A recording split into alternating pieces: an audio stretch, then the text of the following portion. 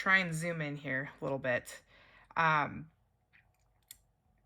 as you can see, I have now got the tip to the thinness where I want it before I start scraping in my back.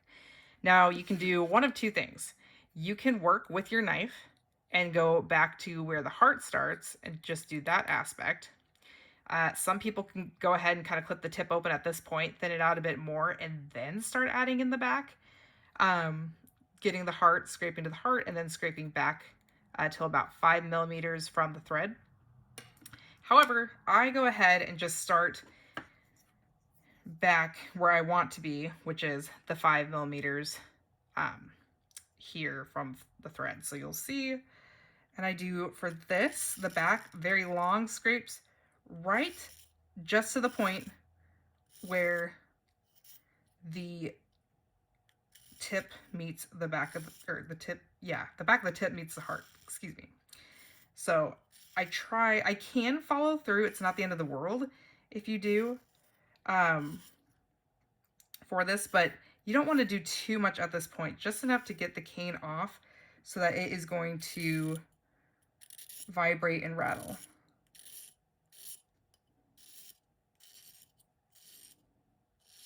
Now, a common problem when you are first learning reed making is that you lose either the spine or the rails, right?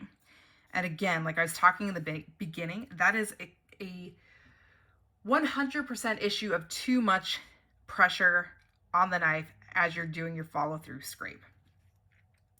So this, you cannot be digging down with the knife. You must push it, and again, really just scratch off the cane. You can even see the shiny bark. I still have a very shiny, prominent spine here. You can see that I have rails, and the rails being, again, the sides here of the reed. This all helps with the structure.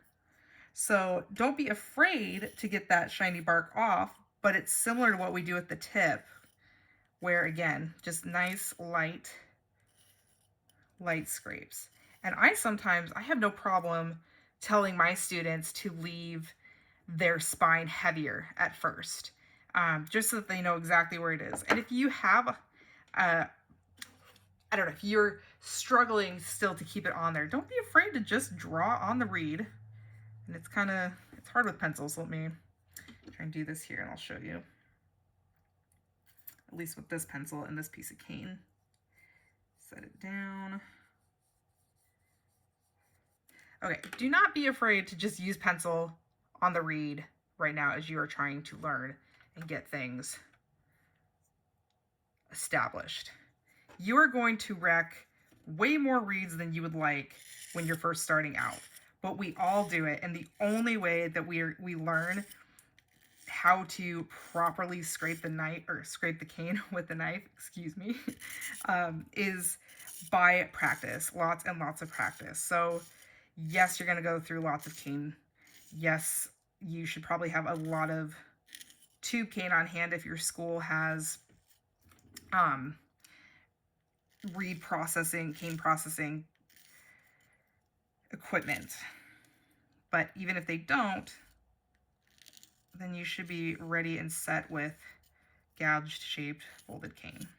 So anyway, like I said, I don't do too much. I'm still wanting this to be very, very rough, but see, I've got clear spine. This is just a rough scrape. Now I could, if I want, I conceivably could go ahead and work on the tip a little bit more than clip it open. However, I'm very happy with the thinness. You can already see too that it is opening up, which is another thing that I like. That lets me know that it's at a safe thickness to go ahead and clip. And I use a gem razor blade.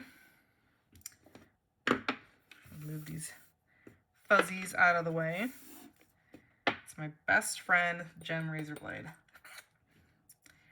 So go ahead and you're going to, I tried actually to just clip off as close to the finished length as possible, but you may want to leave it a little bit longer for right now as you are working on your knife control. So right now I clipped off enough. I tied this at 72.5 and now it's 71.5, as you can see.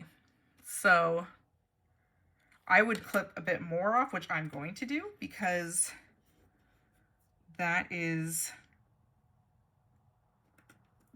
what my recipe for success is recently.